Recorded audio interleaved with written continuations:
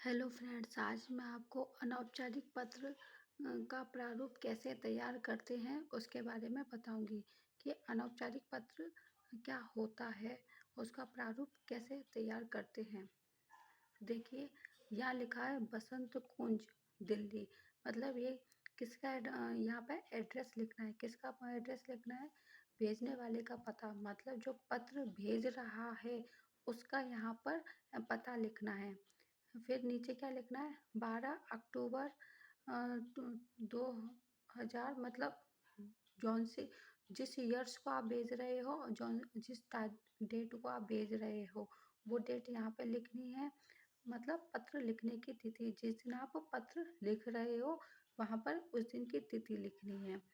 फिर प्रिय आदरणीय संबोधन, मतलब जिसको आप लिख रहे हो उसको क्या कहकर आप उसको संबोधित करोगे, उसके लिए क्या शब्द, किस चीज़ शब्द का यूज करोगे, वो यहाँ पे लिखना है। जैसे प्रिय है, आदरणीय है, ये। अब है सस्नेह सादर प्रणाम, मतलब अभिवादन। मतलब अगर आप बड़ों को भेज रहे हो तो उसको सादर प्रणाम लिखो या फिर सस्नेह लिखो। ये मतलब जिसको आप भेज रहे हो उसके अभिवादन के तौर पर यहाँ पर उसके लिए लिखना है।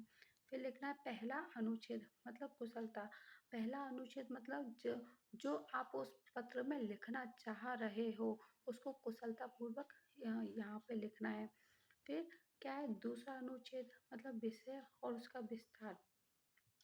मतलब पहला अनुच्छेद में तो वो आएगा कि किसके बारे में आप लिखना चाह रहे हो, ठीक है। और दूसरा अनुच्छेद में आएगा कि किस विषय में आप भेज रहे हो तो उसका विस्तारित रूप है।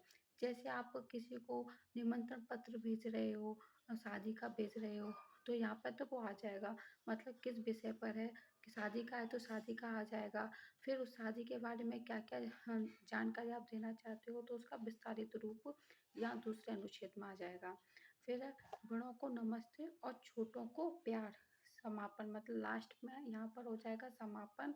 तो अगर आप बड़ों को लिख रहे हो तो उनको आप नमस्ते, और छोटों को लिख रहे हो तो आप प्यार, ठीक है ना।